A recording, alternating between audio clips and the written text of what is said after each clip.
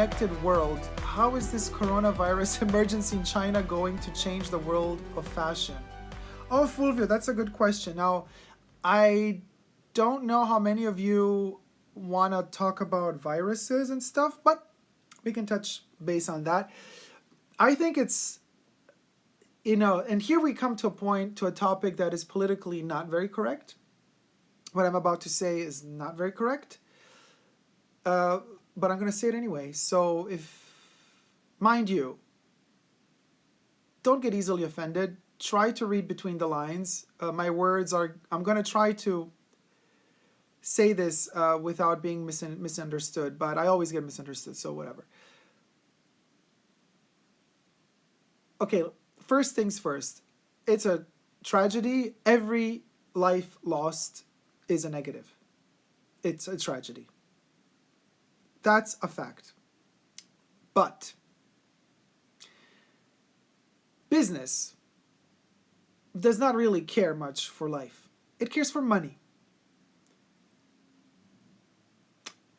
So what is happening right now? Fashion, the fashion business is a business.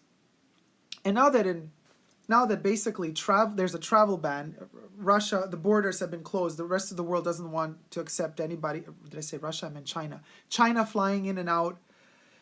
So what is happening now, the Chinese that usually purchase a lot aren't really traveling anymore. So a lot of these fashion brands, not just luxury fashion, but also fast fashion, they're losing a lot of money.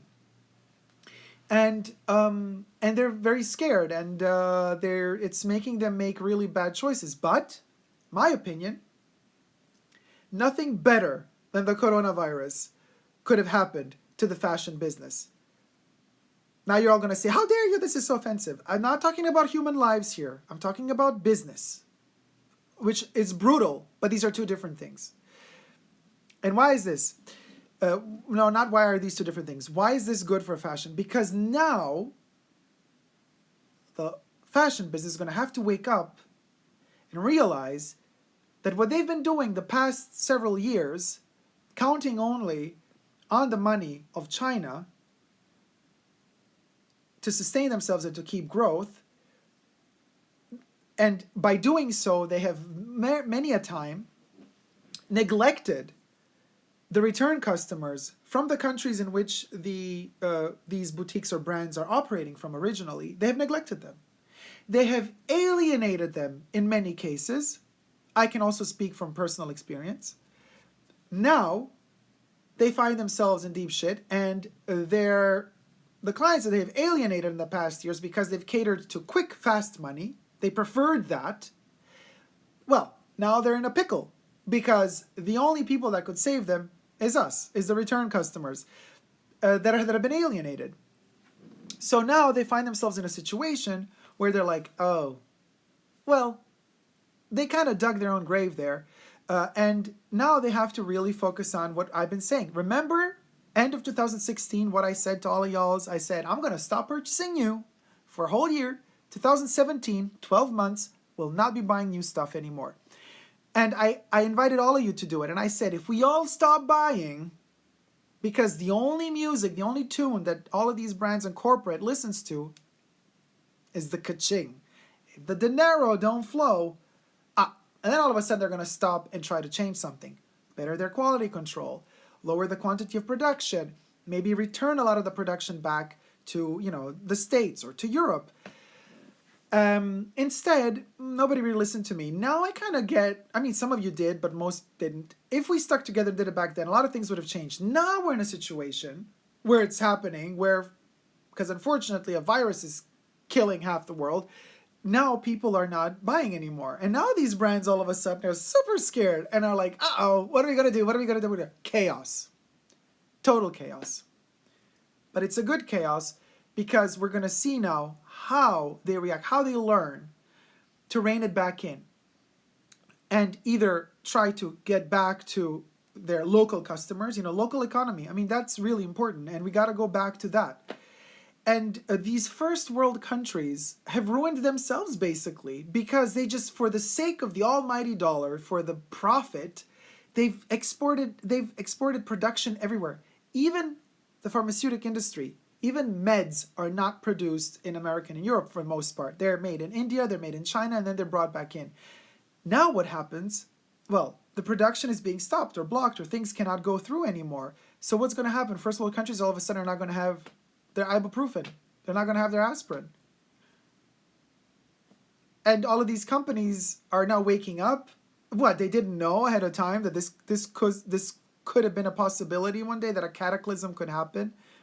Like, seriously, were they so blindsided that all they were always and only thinking of was money and greed? Well, that's where greed gets you. That's where greed takes you. It takes you to the precipice, and you're going to fall over it because you didn't think at a time. Because the greed made you make choices that were not for the greater good.